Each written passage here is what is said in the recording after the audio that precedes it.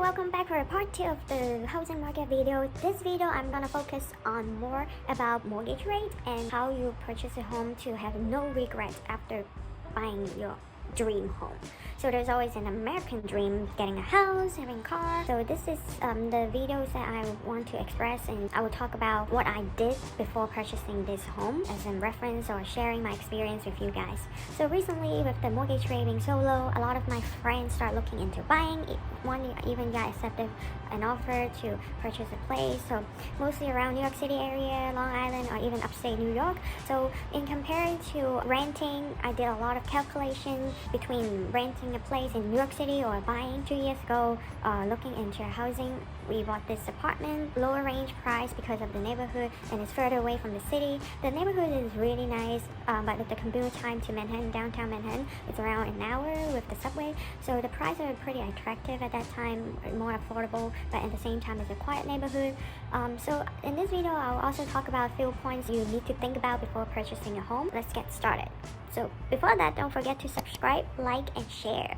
So before buying this home, I do mention about calculating the cost, or also think about the pros and cons about renting versus buying. There's a calculator I use to see, or let's say if I use the down payment to do investment instead of putting it as towards the home, what's the rate of return I get, and at the same time, if I'm purchasing a home, what's my monthly cost would be.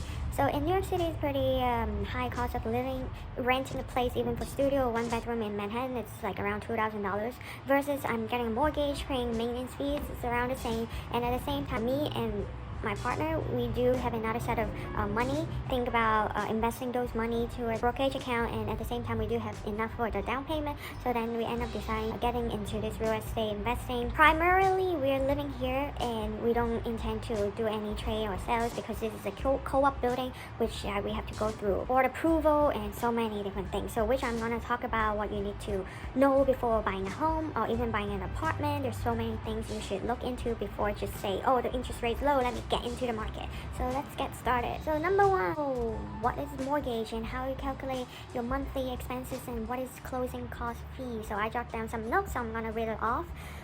So first of all, you need to have a good credit score and have a at least 2 years job history and tax return.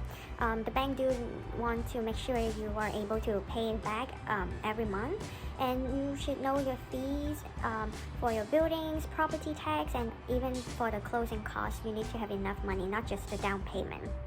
Second, before giving an offer, always negotiate the price, shop around, and then after that, shop around for your mortgage rate. Even you're seeing 2.8% is low, maybe this bank or loaner offer bank offer 2.6%. So you need to know your options out there.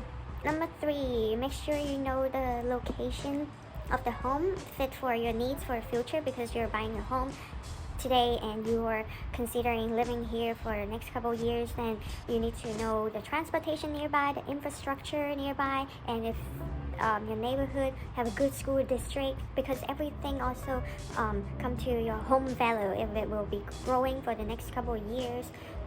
That's also you need to think about. Number 4 is the size of your home. So maybe right now you're single, you're thinking about, oh, 1 bedroom is enough, but then you might eventually forming a family, or you see yourself staying in this place for the next 10 years. You may want to form a family, or you may want to have a guest room for your family and friends when they visit. If you have kids, you want a bigger backyard for them to run around, or because right now during pandemic, a lot of people work from home. You don't want to turn your living room become your home office, and your home office is your living room, and you don't get that work-life balance. And kids are doing remote learning. You want to have a space for them to do their school stuff, and at the same time there's another space for them to play. That balance you need to consider. That would be your size of your home. And at the same time, you need to know, because your home is getting bigger, there's more maintenance and work you need to do. There's so many unexpected repair and maintenance you can think of.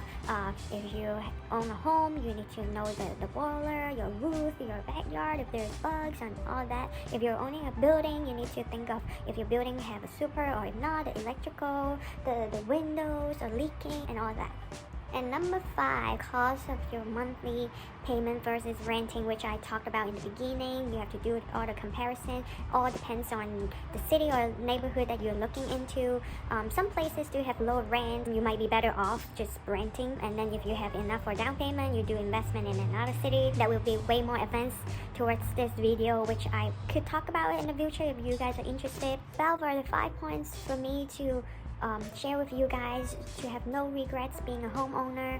Make sure you do a lot of research and know your neighborhood and location before you're purchasing. There's always way out. If you get a higher interest rate a couple years ago, you can do refinance right now, just to take advantage of the low mortgage rate. But don't forget, you have to pay the closing fees and all that again, and your mortgage will restart. If you're doing fixed 30 years, then your mortgage, the 30 years restart again. So overall, 2020 is not a normal year, like with the traditional home shopping season delay and pushed back by this ongoing pandemic. Many buyers are also likely to reevaluate their options in the light of increased work from home options and homeschooling setup. In the future forecasting report I see, interest rate will keep stay low to 2023, and housing market will be just not rebounding like before, but still the inventory keeping very low right now, and the demand is high, so houses going quickly after posting in the market. So this is a thing you need to think about. If you're ready, make sure you do a lot of research and shop around for your rates, but